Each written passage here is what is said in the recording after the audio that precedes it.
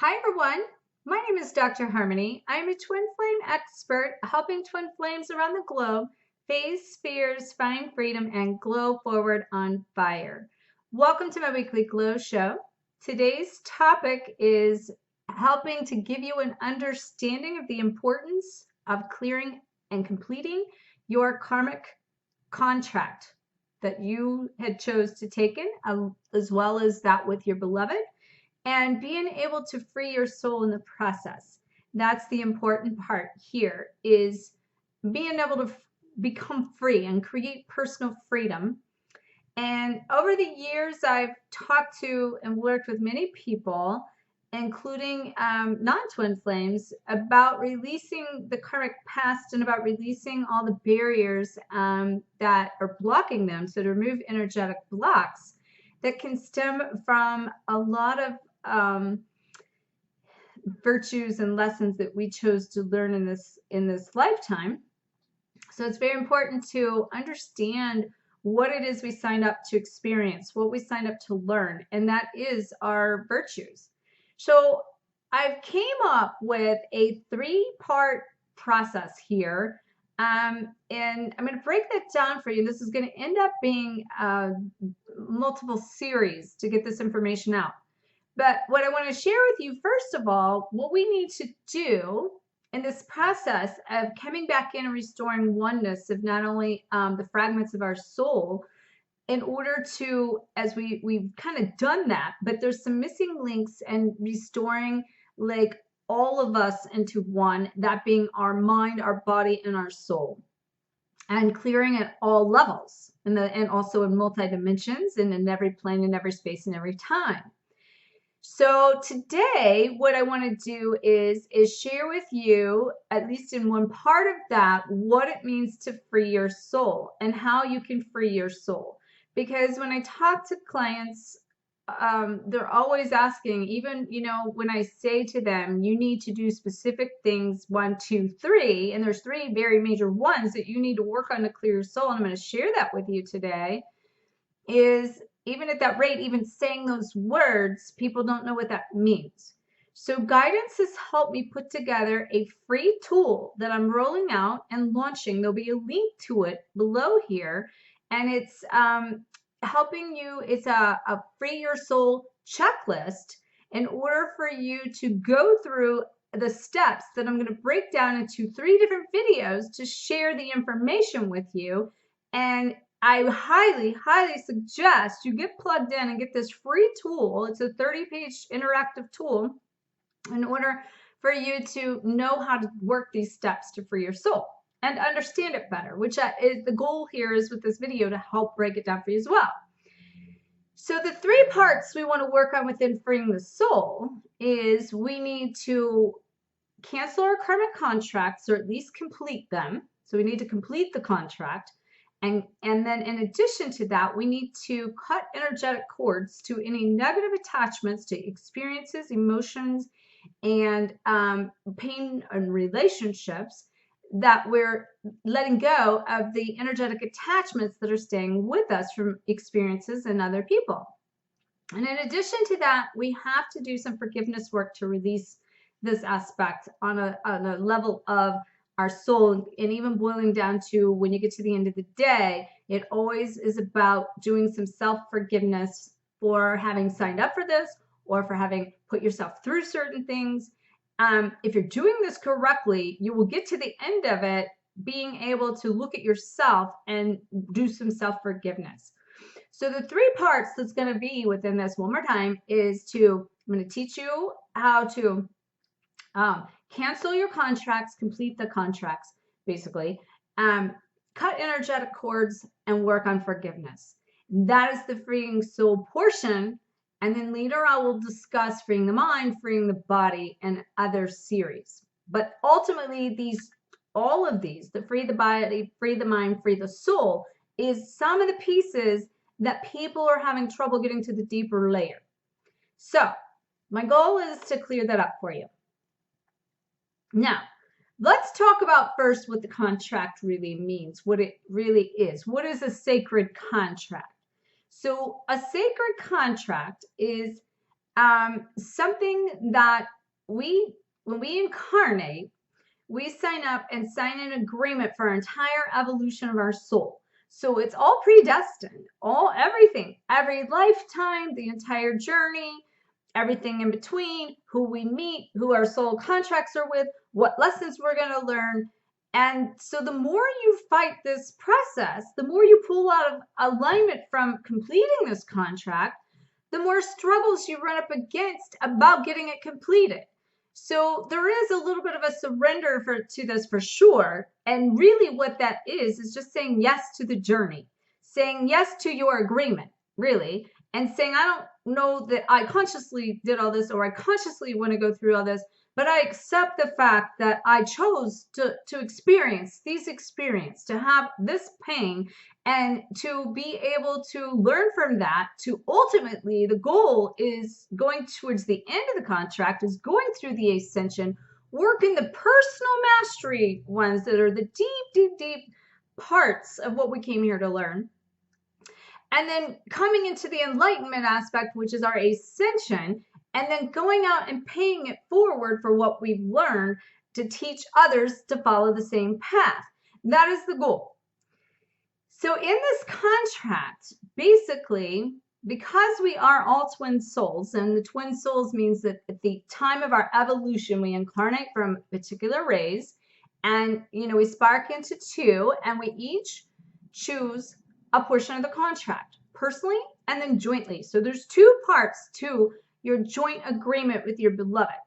All right. And that is where you then chose to one come in at one lifetime, the other come in at another lifetime, and the power is greater than one. So whether you have a twin flame incarnated at this lifetime or not, it doesn't matter, because this is everyone. We are all twin souls. Everyone on this planet is a twin soul. It doesn't matter if they're incarnated or not. And if they're not incarnated, you can still work with them in order to get this job done further, faster for your soul's evolution. In fact, you can sometimes get more assistance from them when they're on the other side. So basically, as twin flames, then means we're coming back into union at the same time, or incarnating at the same time, with the ultimate goal in mind, that we're going to complete our mastery, our personal mastery of some very deep karmic vows that we took on, and that our twin flame is coming in to be the mirror for us to face ourselves, each of us. And that way we can continue that personal mastery on our own. And it's a personal transformational journey. The only way this relationship comes into harmony is after you've both mastered your completion of that journey. As far as, what you chose in the contract of what you each took and what you chose to learn, and being able to come back in and then face each other to face yourself, so that then you can come back into harmony as a unit. So basically, the way the unit's broken down in three parts. You have your lessons, they have their lessons, and then you have the joint lessons. You have your energetic field, they have their energetic field, and then you have the joint energetic field that is the etheric body that houses the energy of the two of you, and everything inside of that field, or in that joint connection that you have, or the joint mission, means that both partners somehow have to actively, subconsciously, actively, and divinely connected, because it's not always conscious, have to actively participate and follow through the portions of that. A lot of times the divine masculine, the divine feminine doesn't realize this, but the divine masculine is holding the divine feminine to their end of the bargain, is why they're holding out and why there's silence and why, they're helping. The goal is they're taking the heavier karmic load so that divine feminine can go up in the enlightenment and become her best version of her and becoming that full spread goddess, in order to let her light shine and go out and create, because the divine masculine is the generator and only supports the energy that creates the spark that comes in with the divine electric, creating the flame, and then that flame produces. So that does not mean that your divine masculine has to be out there producing something with you that whatever you do, they're part of, because they're providing the energetic, divine energy for you to create and produce. But the goal is to tap into that energy. And there could be things that's blocking you from that energy in your space, in your own journey. There could be things blocking you in that journey of that, or creation of that, from their journey, and then the joint journey. So when you work clearing energetic cords, or you work clearing contracts, or you work clearing forgiveness, or you work, letting go and clearing these pathway, you got to do it in all three spaces of that: self, beloved, and the union. And that's what a lot of people don't understand. Well, I'm doing the work, I'm doing the work. And that's not to say the beloved doesn't get the energetic flip of that, in the harmony of that. That's also not to say that you should come in and cast negative spells or put spells on to make them want you or to be with you. That's all bad karma. But there's nothing wrong with working with them from the higher self, having their energy assist you, and then also clearing the pathway of what's blocking you from reaching your fullest potential and connecting to them energetically. That is key. And so let's now talk about the contract, okay? As far as more deeper. So the contract is really based on what guidance has shown me in 5 parts, okay? So I'm going to tell you what the 5 parts are, and then I'm going to go back through and explain the 5 parts in more detail. So in that, we have a joint agreement, which is broken down into 2 parts. I'll share in a minute. We have karmic vows, we have soul contracts, we have karmic debts, and then we have what I've been being shown in the collective clearing as the 7 deadly sins. That is what we agreed to collectively clear for, like, the entire collective. And that's why we're doing so much collective work right now, even though we've done so much personal work, and people don't realize that it's the collective work they're still doing is what is making them feel stuck, and it's not even their stuff that's being cleared here. So the more you can surrender to the process, though, and quit fighting it, the more you align with letting it go. Because it's the fighting the process that's part of the surrender that's the biggest lesson of all of them. Okay? And surrendering to fighting this alignment of what you came here to do instead of what you think you came here to do, versus following what your heart and your gut signed up for. That's where the battle comes in between head and heart that I talk about. So the joint contract is, I said, 2 parts. So the first part is your individual agreement to take on particular lessons within your joint agreement. That is, you had your own lessons, I said, and they had their own lessons. And the lessons are technically only the vows. Karmic vows or karmic lessons, that is what we came here to, like, experience and master for the soul's progression, okay? So we have ours and they have theirs. These are the individual portions I was saying that have to be met. Then we have the joint portion that is also part of the joint agreement that says we are going to, when it's time and we've like cleared enough, even enough personally and or need each other, we're going to face each other now, and facing each other, we're mastering our final lesson together as a team. And when that happens, it's like being in a checkmate and being put in the corner, which is creating that both of you are in the corner. Neither one of you can get out of the corner until you've surrendered to face each other. So that joint agreement partly is dealing with, like I said, surrender, and surrendering to who's going to break the ego. It's a real big ego. It involves a lot of ego. And I see this a lot with clients. There's a lot of ego that has to be broken, and because there's a lot of pointing fingers. You know, the divine masculine is sort of just pulling away, but the divine feminine is, you know, well, if they would only like let go or come in alignment, or I need them, or, you know, all these pieces of what they think that their beloved should be doing for them, or think that they should not be doing to them, Those are setting them up to fail through expectations and conditions. And this is unconditional journey. So by doing so is only separating you further and only means that you personally are running from yourself and not looking at the mirror of what you're being taught within from the beloved. So, so I just want to make sure I got that clear enough. So we have, I just want to recap here. So we have the first part is your joint part, their joint part. The second part is facing each other and surrendering. And the number one reason why twin flames do not come into full physical union is due to ego and not surrendering to that battle.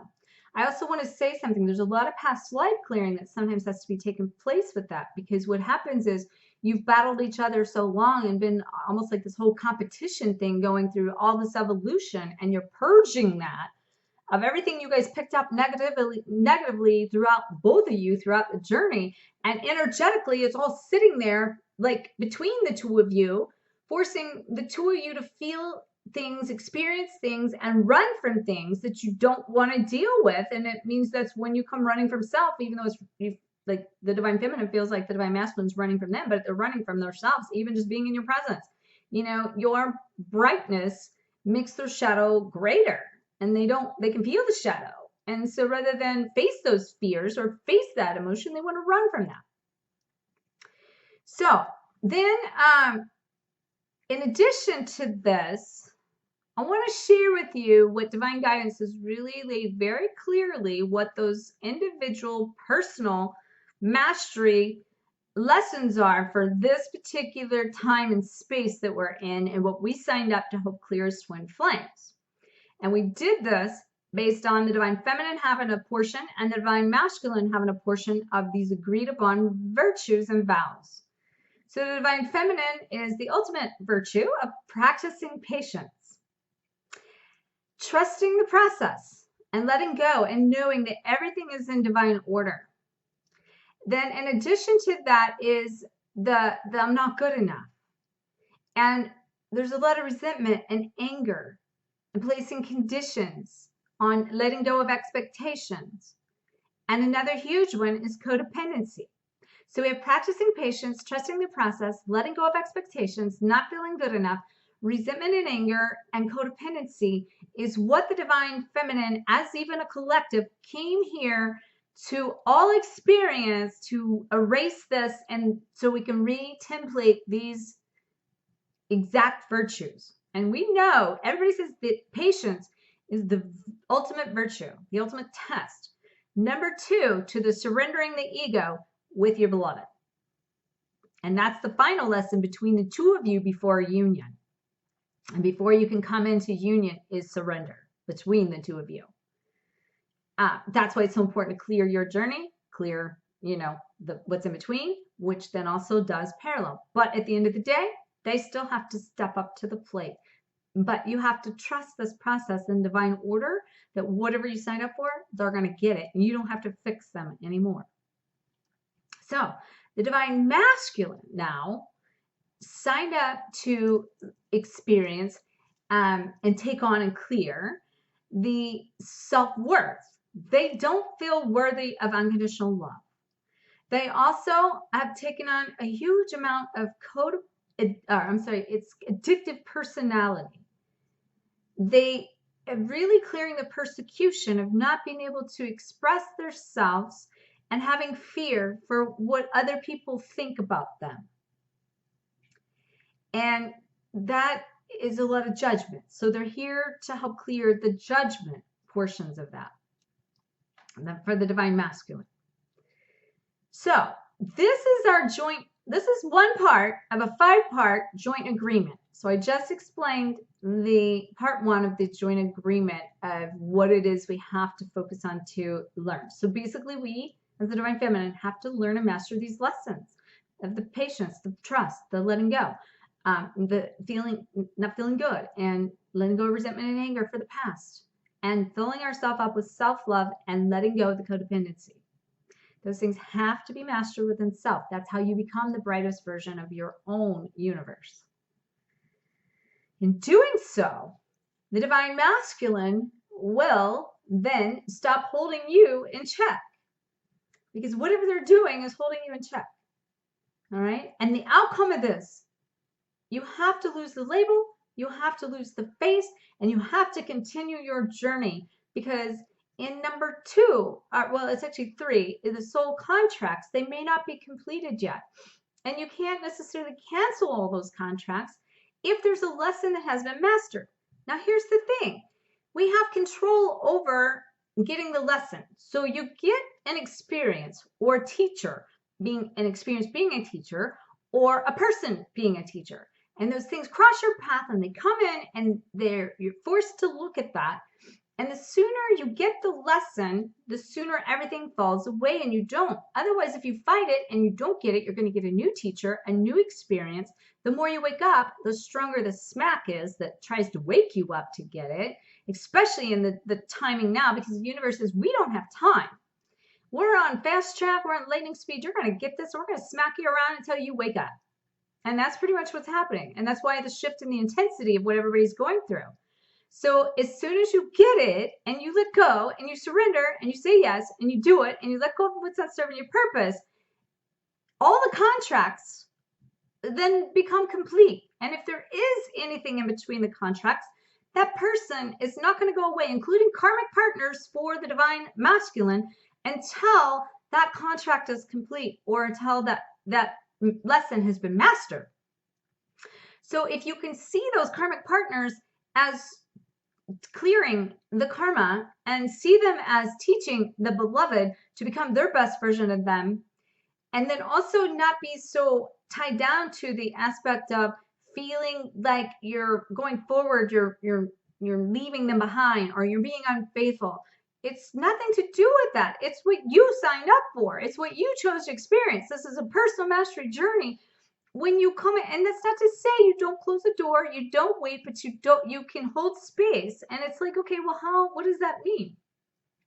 Holding space for someone is loving them unconditionally and saying, thank you every day for teaching me to live in this space of enlightenment, and to send them love and only want the best for them, and not need them to fill you up with your codependencies, which is only going to keep them pushed away and into their karmic partners.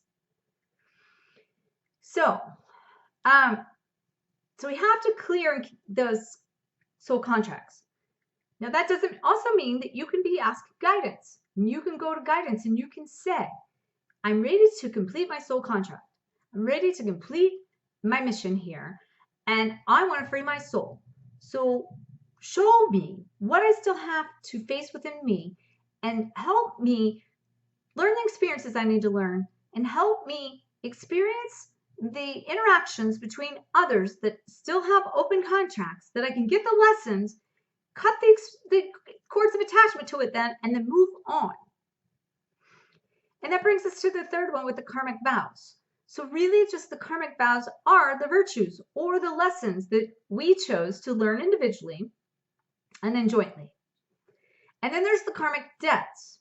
And I'll give you an example of this in a minute, because I want to share with you the karmic debts and the karmic vows that technically they can parallel the same type of lesson, but you might have taken it on to personal experience, and then you might have also taken it on to clear for the collective.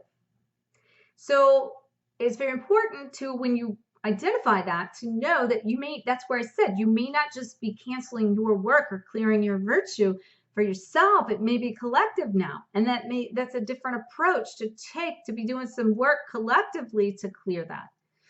So the karmic debts is basically a karmic vow that you took for the collective, and that you're here to clear it. And that all of those, the debts and the vows, kind of both link to like people through the soul contracts. It links to the attachment of energetic cords based on negative experiences, based on energetic connections. And I'll talk more about those energetic cords on part 2 of this. Okay, so you understand very specifically what to clear, but also don't forget the link is going to have all of this information in there for you to follow. In fact, some very precise step-by-step instructions and step-by-step pieces to do all three of being able to complete the contract, being able to and cancel those cords, cut energetic cords, and then do your forgiveness work. And again, just to remind you, all of this in the point is to help you free your soul. So, I explained the difference in karmic vows and karmic debts. So let's talk about just for a minute what those are. They would be, I'm going to give you some simple ones, some specific ones. There's very precise ones to our journey that we took. And that is what I help clients do. But I want to share with you some very specific ones that you can do. By the way, I do also have some meditation series coming at some point that I'll introduce that's going to help do this clearing and all levels of the contracts, the energetic cords, and the forgiveness work. I'm going to be doing a meditation series, and I'll let you know when that is ready. So those vows and the debts that parallel each other, depending upon if they're personal or collective, would be things like pain, poverty, struggles, suffering, illnesses, chastity, sexual abuse, being able to sabotage yourself, being taking a contract that says that I am taking a vow that says even if I try to break contracts, I can't break contracts. A lot of hardships in here. The abandonment's another big one. Silence of the Dharma, not being able to connect to your purpose and your mission. So those are examples of the karmic vows and the karmic debts. I have this information in the document that you can get more information on, including how to cut the cords, as well as how to complete these contracts and vows, so to speak. So the other thing that I want to say here is in our soul contracts, we have different types of relationships that involve that. Now, I'm not going to go into the details of what each soul contract means because I've already done a video on that, and there's extensive, great information. If you've not watched the video of Can I Have More Than One Twin Flame, part 1 and part 2 of those videos, I'll put a link in the section below here that if you've missed those, you're going to want to go back and visit that. And if you've done it, I would actually suggest redoing it to help clear up any more confusion. It can be a very confusing topic. But we have, our beloved, our eternal twin that is either incarnated or not incarnated. We can, be experiencing what I've been shown a true twin flame experience, meaning our twin souls on the other side, and that we're here to create a twin soul, twin flame journey because we're all going through ascension, twin flame or not. It's the whole universe. And then in addition to that, we can have, a false twin flame experience. We can have a twin flame facilitator that's plugging the leaks, and our parents and our family and our children and our siblings. And, I've even been shown a twin avatar. These are all different types of contracts. Again, you'll find the definition descriptions in those videos, very in depth. Okay, so definitely check that out. Now, so we've covered the joint agreement itself, the two parts. We've covered the karmic vows. We've covered the soul contracts. We've covered the karmic debts. Now the collective healing for the collective. And that being, we're, as the collective, chose to clear the 7 deadly sins that is dated all the way back. Basically, the universe itself is also purifying its soul and purifying back from the beginning of time and all the destruction and all of the negative. So basically, we're going back and clearing all that so we can re-template for the next evolution of the age of Aquarius that's 2150 years that started in 2012. When the Ascension started at the Mayan calendar, ended on December 21st, 2012. I also have some very good videos in my energy reports if you want to go back and track some of the timelines I've talked about in some prior videos. If you have not watched those, that's very good information to get up to speed. So, all right, let's talk about the 7 deadly sins. So, we have in the 7 deadly sins, there's envy. So that's where a lot of, and I want to say something here.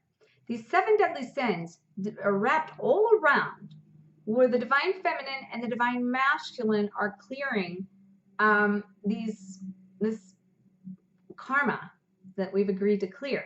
It's everything we're doing and acting out our twin flame journey revolves around the 7 deadly sins.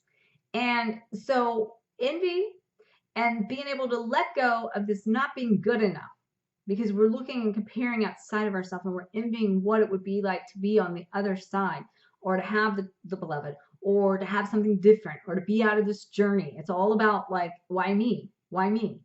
You got to let go of why me and realize that you chose this. And the only way out of it is to accept it and to say yes to it. And as soon as you do, it will flip. This is how simple it is. It's like a light switch as soon as you get that. That's how fast and easy surrender is. But yet, it's not. Because if it were that easy, we wouldn't be going through this. And that's where you got to realize it's the purge and the release, and the purge and the release, and the layers and the layers and the repeat. And and I talk about this all the time, going around the Christmas tree, hanging the lights, and going up that tree in our ascension. And each time we go around the cycle of the seasons of self and the cycles of the energy and the releasing this process and revisiting things, as we go around that and reprocess that, we're doing it from a higher state of being that's giving us a higher conscious awareness, and then we're integrating and processing a higher state of awareness, integrating, processing, higher state of awareness. So each time we visit these things, it doesn't take as long to go around the tree, and we go up higher in the process. So this cycle will never stop. That's the evolution. We have seasons, and we have, the year, and it just continues, and it's part of the evolution. We won't get out of it. So the sooner you can stop running from trying to everything be perfect, the better. So don't envy, let go of comparison, and let go of the idea that you're not good enough and that it all is perfect. But you have to also heal in that some of the abandonment that you're giving off from the abandonment of feeling the rejection. So that's why you got to fill that up and heal with self-love with that one. In addition to that is the gluttony. So in gluttony, where that comes in is clearing the addictions. Addictions to toxic relationships, addictions to, a lot of people think gluttony would be filling yourself up with too much or needing something, or like eating a lot of food. It's really just clearing all that addictive personality, really. And that's where the divine masculine is doing a lot of clearing of that addictive personality. In addition to that would be the greed. And greed has to do with being able to let go of the expectations and the conditions, and to surrender, really, to needing more and needing to be filled up. And again, a little bit of that codependency, and being able to let that go. And then we have the lust, which is the release of the karmic partners and the release of toxic relationships on a level of the sexual aspect. And we've gotten away from the sacred sexuality into these sexual responses of physical attraction. And that's one of the number one things that twin flames came here to erase, is the physical attraction, because most of the time, 99% of the true twin flame connections or eternal twins here is there's no physical attraction. It's been taken out to break up ego. And that's to clear that. And that's why there's a lot of age, even generational differences, especially in the first waivers. There tends to be more age differences in the first waivers than like in the third waivers of twins. So then we have pride, which is the ego battle, and surrendering to that, letting go of ego. And that's edging God out of this and thinking we have to be in control. That can go very deep on so many levels, down into the subconscious aspect of me, myself, and I. And we got to integrate that me, myself, and I. And then we have sloth, which is, sloth, is like being lazy, so to speak. But technically in twin flame terms, that means stop running from yourself. Stop blaming your twin for everything. Start looking and taking action and taking responsibility for your own actions, and that you chose up for this, and that you came here to do this, and that everything is inside of you and you can get it done, and you will get it done. And then the seventh deadly sin is wrath. And the wrath aspect of this is the anger that's built up, the hatred, the resentment, the outlashing of why, getting so frustrated, the frustration that builds up, because all of our emotions are stored in files. So every time you have an anger breakout or you get angry, and especially if you did not, address it and you suppressed it and you ran from it, it gets compiled and trash compacted into that file and just keeps getting compacted until something comes along and triggers the anger. And now not just that trigger creates anger, you're angry about everything else that came out subconsciously. It's all coming out. And that's like why the volcano erupts. That's like Goddess Paley, she represents this, the anger and the volcano explosion. And that is the wrath of God, and so we need to clear that. And so these 7 deadly sins is how we're helping to clear the karmic patterns of the collective for the eternity. And so I feel like we're complete for this section. So I'm going to put the link here. The next section I do will be, or the next part 2, like I said, is going to be helping you cut energetic cords. Part 3 will be doing some forgiveness work. All of this being based around how to free your soul. Okay? I actually am leaving on Thursday to go out of town to South America to do energy work with Tatiana Hassan that did all the light codes that I've talked about. Depending upon service is there and my availability to connect to this, I'm going to try to do some form of a session with her, or us do a video or some energy work. I'm going to try to share that experience with you. I'm so excited for it. Divine has already came in showing so many aspects, but there's so much to just be unfolding. And I begin to tell you that this whole process of me going in full surrender, of not even knowing 100% of the purpose and why, and just knowing I got to show up and go. And I've been learning more to do that. I know it's something deeper. I know it's also grid work, and I know it's collective, and I know it's also some healing some of the coming into alignment with the full goddess within myself. And so I'm super, super excited about it. I will share that with you. I do plan to get part 2 out while I'm there as well, released, and then anything else that I can get done while I'm gone. If for some reason you don't see anything coming up from South America and Colombia, then that's because I was not able to get service to get that processed. Okay, but we'll see. That's the goal.